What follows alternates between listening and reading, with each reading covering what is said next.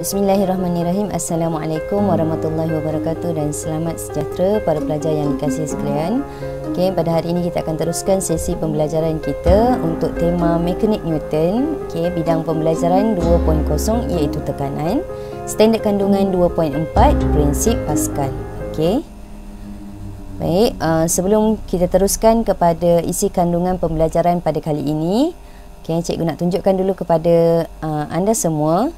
Okay, satu video untuk anda perhatikan bagi mendapat idea tentang apa yang kita akan pelajari pada hari ini. Okay, perhatikan.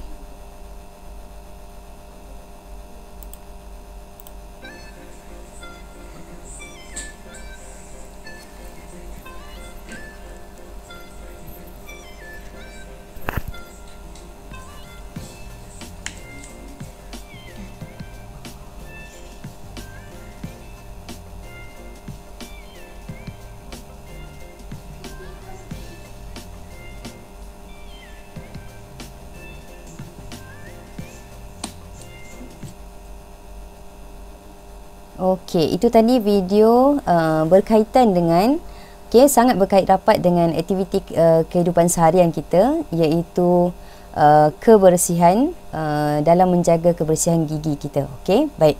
So, sebelum cikgu teruskan dengan penjelasan tentang video tadi dan kaitannya dengan apa yang kita akan belajar pada kali ini, mari kita lihat dulu standard pembelajaran ataupun apakah yang kamu nak faham ataupun kamu nak capai di akhir pembelajaran pada kali ini. Okey. Baik. Standard pembelajaran yang pertama iaitu murid boleh memerihalkan prinsip pemindahan tekanan dalam satu bendalir yang tertutup. Okey, yang kedua, murid boleh berkomunikasi mengenai sistem hidrolik sebagai satu sistem pengganda daya. Yang ketiga, murid boleh berkomunikasi tentang aplikasi prinsip Pascal. Dan yang keempat, murid boleh menyelesaikan masalah dalam kehidupan seharian yang melibatkan prinsip Pascal. Okey, baik. So, kita lihat penerangan untuk video yang telah cikgu tunjukkan pada awal tadi. Okey, bagaimana ubat gigi tersebut dikeluarkan. Okey, so bagaimana ubat gigi tersebut dikeluarkan? Yang pertama, apabila ubat gigi ditekan pada satu titik, suatu daya dikenakan ke atas permukaan ubat gigi tersebut dan daya tersebut menghasilkan tekanan. Apabila tekanan terhasil, tekanan tersebut akan dipindahkan ke seluruh bahagian ubat gigi secara seragam. Dan akhirnya tekanan ini menyebabkan ubat gigi keluar melalui tiub dia. So, ini adalah satu prinsip fizik yang kita panggil dia sebagai prinsip Pascal. Sebelum kita nak lihat prinsip Pascal itu sendiri, mari kita imbas semula maksud tekanan, kerana tekanan ini sangat berkait rapat dengan prinsip Pascal. So, konsep tekanan kita dah belajar ketika murid-murid sekalian di tingkatan 2, bagi mata pelajaran sains bab 8 iaitu daya dan gerakan. So kita dah tahu sebenarnya tekanan ialah daya per unit luas permukaan, di mana daya berserenjang dengan luas permukaan. Seterusnya kita lihat prinsip Pascal. So prinsip Pascal menyatakan bahawa tekanan yang dikenakan ke atas bendalir tertutup akan dipindahkan secara seragam ke semua arah dalam bendalir tersebut. Sebab itu tadi aktiviti yang awal, bila tekanan dihasilkan oleh daya yang dikenakan pada satu titik, ataupun pada satu unit luas permukaan, tekanan itu berpindah sehinggalah ke hujung tiub ubat gigi tadi. Baik. Seterusnya kita lihat sistem hidrolik. Satu sistem yang boleh menterjemah prinsip Pascal dengan lebih jelas. So apa dia sistem hidrolik? Sistem hidrolik adalah satu sistem yang menggunakan cecair untuk memindahkan tekanan. Kepentingan prinsip Pascal dalam situasi ini, Okey, yang pertama, daya yang lebih besar dapat dihasilkan pada omboh besar. Okey, kemudian yang kedua, okey, tekanan juga, okey, tekanan yang terhasil juga dapat menghasilkan daya yang lebih besar, ataupun kita sebut kat sini menggandakan daya. Okey, menggandakan daya. So bagaimana daya itu digandakan? Okey, kalau kita lihat kat sini, pada omboh kecil ataupun omboh input ini, okey, daya yang lebih kecil dikenakan pada satu unit luas permukaan yang lebih kecil. Okey, kemudian daya yang bertindak ini menghasilkan tekanan, dan tekanan ini berpindah secara seragam ke omboh besar. Okey, kalau kita lihat omboh besar mempunyai daya ataupun luas permukaan yang lebih besar, di mana daya yang dihasilkan adalah lebih besar. Okey, dan persamaannya kita boleh faham, tekanan di omboh input dan tekanan di omboh output adalah sama nilainya. Okey, kenapa sama nilainya? Kerana berdasarkan prinsip Pascal tadi, dia kata apa? Apabila ada daya yang bertindak pada satu luas permukaan, terhasil tekanan, kemudian tekanan tersebut dipindahkan dan tekanan itu secara seragam dan bertindak ke semua arah. Okey, jadi tekanan di omboh input dan omboh output adalah sama. Okey, baik, kita lihat mekanisme sistem hidrolik. Okey, mekanisme sistem hidrolik ataupun cara kerja sistem hidrolik. Okey, so berdasarkan gambar rajah ni, kita ada omboh input ataupun biasanya kita sebut omboh kecil. Okey, so pada omboh input ni ada daya F1 ataupun daya input F1.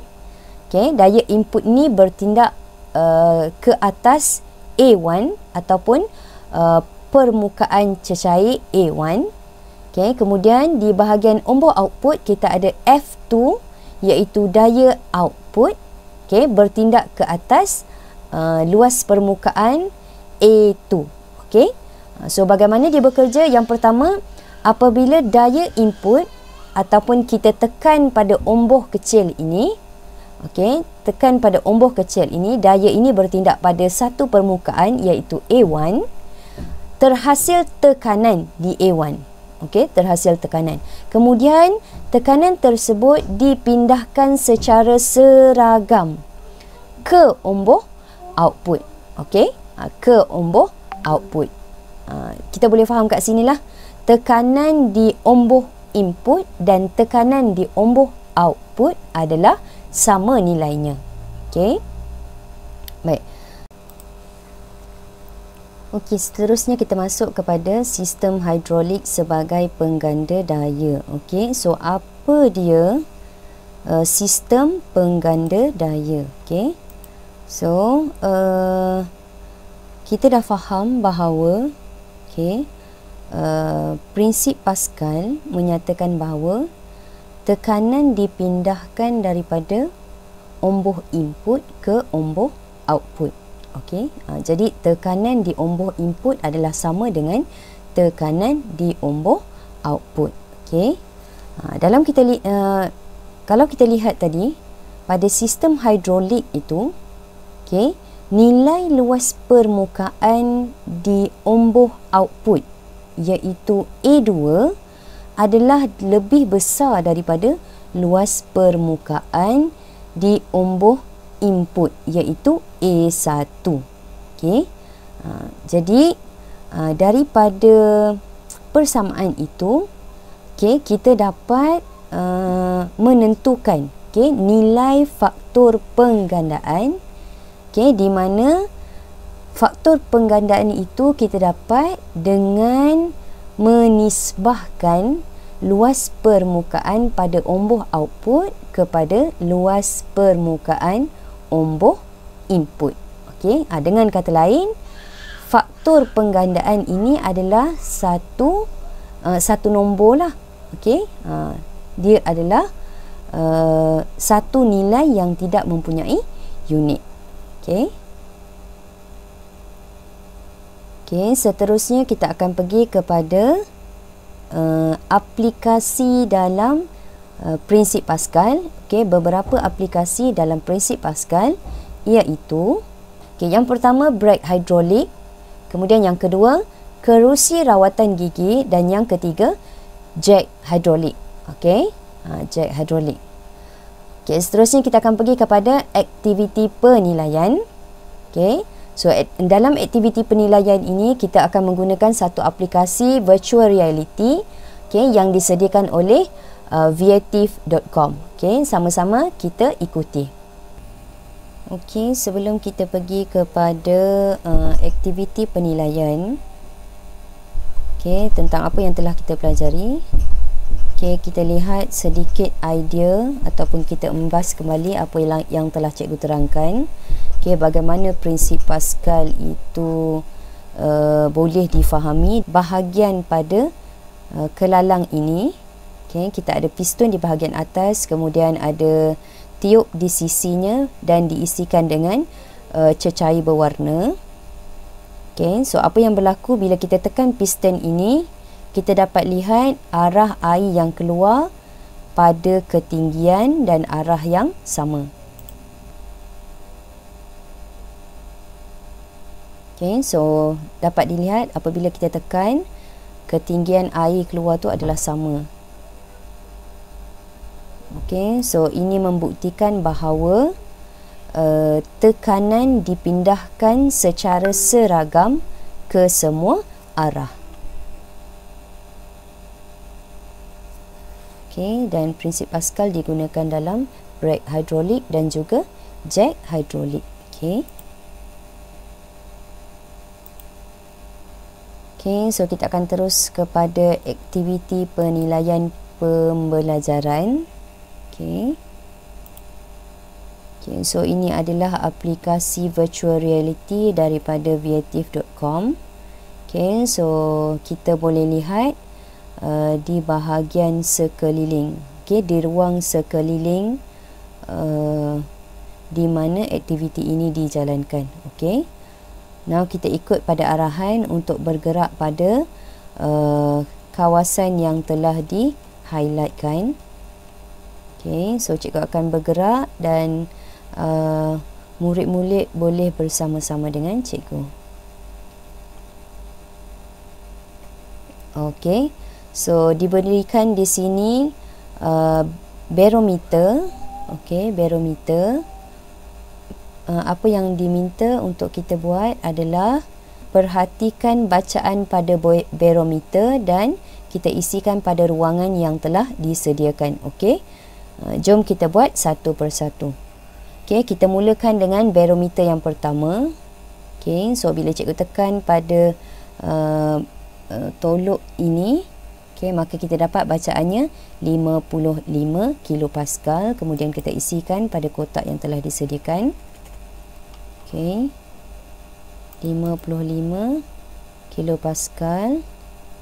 Okey, seterusnya untuk B2 60 kilopascal.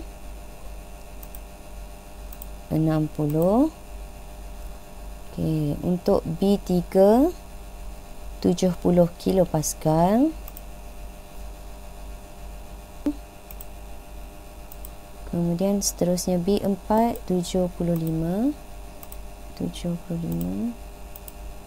Kemudian B5 bacaannya adalah 85 kilopascal. 85 kilopascal. Okey, kemudian kita check. Okey, betul yang pertama. Okey, betul yang kedua. Yang ketiga right. Yang keempat betul. Dan yang kelima betul. Okey. Okey, seterusnya. Okey, kita akan tekan piston tersebut seperti arahan. Okey, dan sama juga dengan aktiviti yang awal, cuma kali ini kita akan masukkan bacaan akhir pada barometer. Okey, so yang pertama adalah 65. Okey, 65. Kemudian B2 70.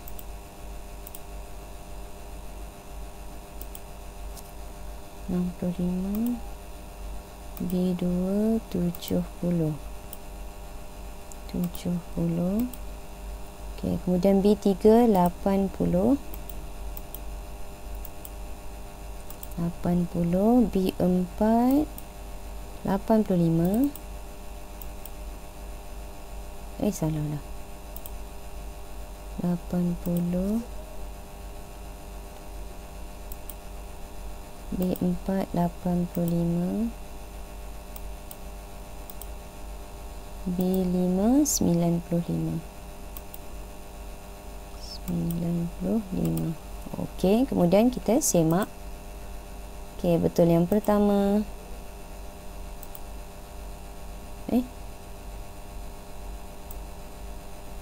Yang kedua 70. Oh, salah sini.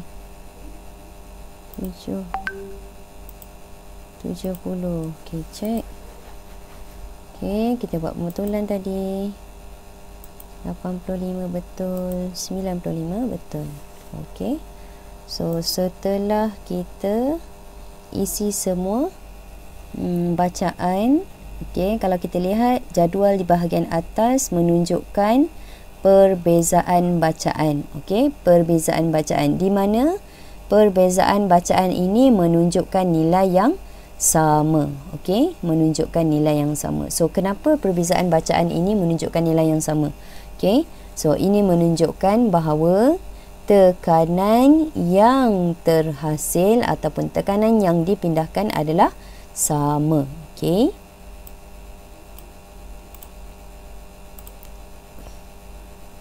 Okey, soalan yang pertama. Okey, soalan yang pertama.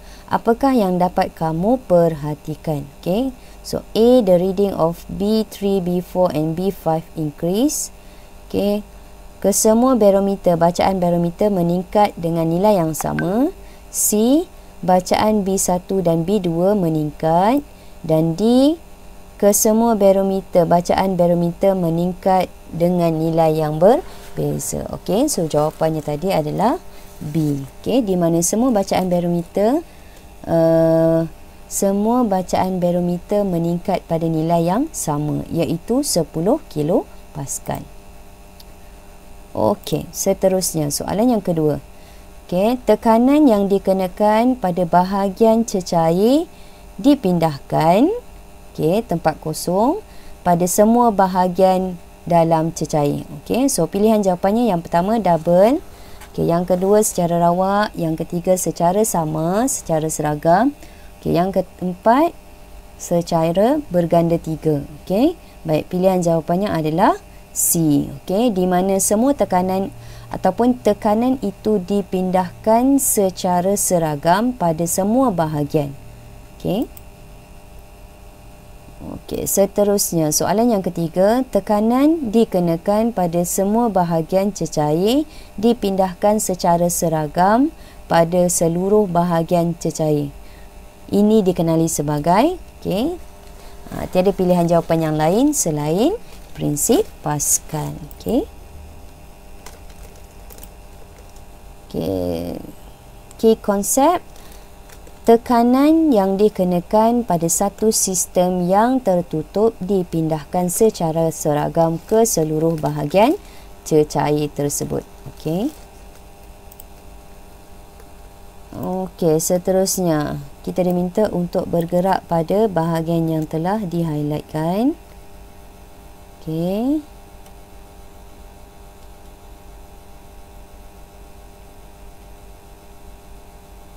Okey, so apakah ini? Okey.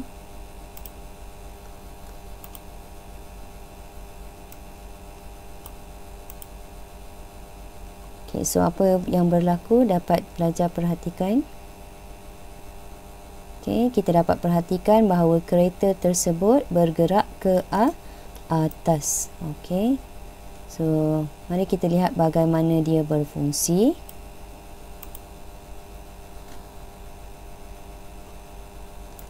Okey, sebelum tu kita jawab dulu soalan yang kelima, iaitu apakah yang kamu perhatikan apabila daya yang kecil dikenakan? Okey. A, piston besar tidak bergerak. B, piston kecil tidak bergerak. C, kereta diangkat, dan D, tiada perubahan yang dapat diperhatikan. Okey, so jawapan yang paling tepat C. Okey, di mana kereta tersebut bergerak ataupun terangkat ke atas.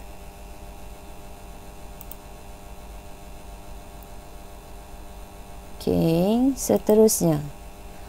Okey, tekanan dikenakan oleh piston kecil adalah tempat kosong ke piston besar. Okey, so yang pertama dipindahkan separuh ataupun sebahagian. B, tidak dipindahkan. C, dipindahkan berbeza dipindahkan. Dan D, dipindahkan secara seragam ataupun sama. Okey, so pilihan jawapan kita adalah D. Ya, betul. Okey. Seterusnya, soalan yang ketujuh. Okey, soalan yang seterusnya, anda diminta untuk drag and drop.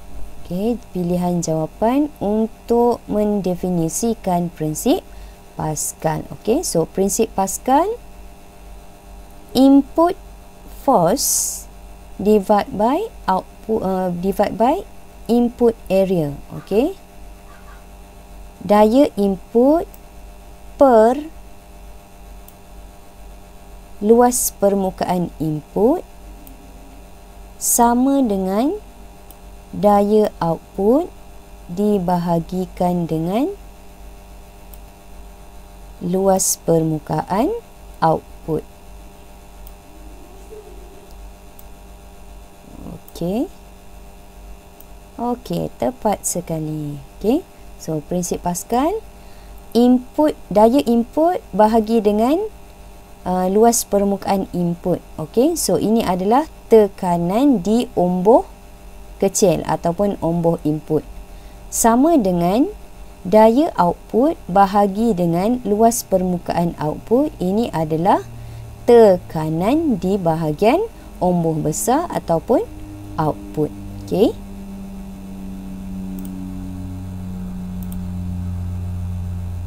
Okey, selesai kita menjawab soalan pentaksiran ataupun penilaian ataupun apa yang telah kita fahami daripada topik ini. Okey.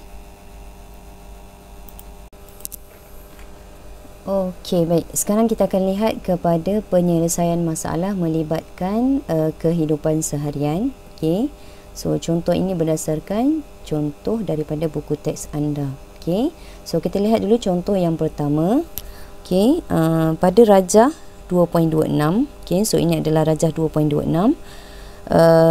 Menunjukkan satu sistem hidrolik. Okey. So, kirakan ataupun hitungkan yang pertama faktor penggandaan. Okey, faktor penggandaan. Kemudian yang kedua kita kirakan daya output. Okey, iaitu daya pada omboh besar. Okey. So, untuk faktor penggandaan, okey, untuk faktor penggandaan kita boleh terus menggunakan rumus, iaitu rumus faktor penggandaan, iaitu okey, faktor penggandaan okey bersamaan dengan A2 dibahagikan dengan A1. Okey, A2 iaitu luas permukaan pada omboh besar ataupun pada omboh output dibahagikan dengan luas permukaan pada omboh input. Okey, baik. So, dalam gambar rajah kita dah ada nilai luas permukaan omboh besar iaitu 50 cm persegi. Okey, dan luas permukaan untuk omboh kecil iaitu 10 cm persegi. Okey, maka masukkan dalam rumus tersebut dan kita selesaikan. Kita dapat okey, 5. Okey, so ini adalah faktor penggandaan. So kalau kita lihat faktor penggandaan ini dia tidak ada unit. Dia hanya ada nilai sahaja. Okey, berapa kali ganda daya yang dihasilkan pada ombor output. Okey, so itu adalah faktor penggandaan. Okey, seterusnya kita lihat daya output F2. Okey, so kita nak cari F2. Okey, so dalam rajah dia dah beri nilai F1 iaitu 12 Newton, kemudian luas permukaan A1 10 cm persegi dan luas permukaan ombor besar iaitu 50 cm persegi. Okey, maka kita masukkan sahaja dalam rumus. Okey, so apa rumus dia? Okey, berdasarkan prinsip Pascal kita tahu tekanan di ombor kecil adalah sama dengan tekanan di ombor besar. Okey, so berdasarkan prinsip Pascal ni kita dapat rumus iaitu F1 bahagi A1. F1 adalah daya input dibahagikan dengan luas permukaan dan P2 bersamaan dengan F2 bahagi dengan A2. Okey, so F2 ini yang kita nak cari. Okey, so susun semula rumus tersebut sebab kita nak cari F2. Jadi kita akan dapat F2 sama dengan A2 bawa ke sisi yang bertentangan. Okey, so F1 bahagi A1 darabkan dengan A2. Okey, kemudian kita masukkan nilai dalam rumus.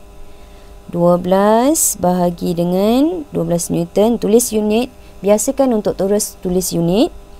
Okey, 12 Newton bahagi dengan 10 cm padu darab dengan 50 cm padu. Okey, 10 cm persegi. Okey, minta maaf. Maafkan cikgu. Okey, unit untuk luas permukaan itu adalah persegi. Bukan padu. Padu tu adalah untuk isi padu. Okey, so 12 Newton, cancelkan dia punya unit. Kemudian kalau kamu perhatikan kat sana, unit yang tinggal adalah Newton sahaja. Okey, iaitu unit untuk daya dan nilai yang kita nak cari adalah nilai daya lah. Okey, baik, so selesaikan soalan dan kita dapat jawapan akhir iaitu 60 Newton. Okey, so ini adalah daya yang terhasil ataupun daya output, okey, daripada sistem hidrolik yang ditunjukkan. Okey, okey, seterusnya kita pergi kepada contoh yang kedua. Okey, so contoh yang kedua ni adalah daripada praktis formatif 2.4. Nanti kamu boleh lihat semula okey soalan tersebut pada muka surat 65. Okey, so kita lihat dulu soalan, baca keseluruhan soalan, kemudian baru keluarkan maklumat daripada soalan. Okey, so dalam satu sistem hidrolik, daya input okey 4.0 bertindak pada ombor dengan luas permukaan 0.50 cm persegi. Hitungkan daya output yang terhasil pada ombor dengan luas permukaan 6.4 cm persegi. Okey, baik. So, kita keluarkan dulu maklumat yang ada dalam soalan. Okey, kita ada daya input F1 sama dengan 4.0 Newton. Kemudian bertindak pada luas permukaan A1 0.50 cm persegi. Okey, kemudian hitungkan daya output. Okey, so kita nak cari apakah daya output jika luas permukaannya 6.4 cm persegi. Okey, so sama juga. Okey, biasakan untuk tulis persamaan itu satu persatu. Okey, so kita tahu tekanan di ombor di ombor input sama dengan tekanan di ombor output. Okey, so F1 sama dengan A1. F1 bahagi A1 sama dengan F2 bahagi A2. Okey, kemudian kita masukkan nilai 4.0 Newton per 0.50 cm persegi bersamaan dengan F2 nilai yang kita nak cari bahagi 6.4 cm persegi. Okey. Jadi kita susun semula kedudukannya. Yang kita nak cari adalah F2. Kemudian tekan kalkulator kamu dan kamu akan dapat jawapan akhir bersamaan dengan okey. 4.0 kali 6.4 darab 0.5. Okey, so kita dapat 12. Okey, tulis mula Okey, maka kita dapat F2 4.0 Newton per 0.50 cm persegi darab dengan 6.4 cm persegi. Okey. Sama juga kita cancel out unit dahulu. Okey, kemudian kita dapat jawapan akhir 12.8 Newton. Okey. So selesai. Cikgu dah tunjukkan pada kamu bagaimana nak menyelesaikan soalan-soalan yang melibatkan kehidupan seharian. Okey. So cikgu harap apa yang cikgu kongsikan, apa yang cikgu ajarkan pada sesi kali ini mudah kamu fahami. Okey. Sekian saja. Assalamualaikum warahmatullahi wabarakatuh dan selamat sejahtera.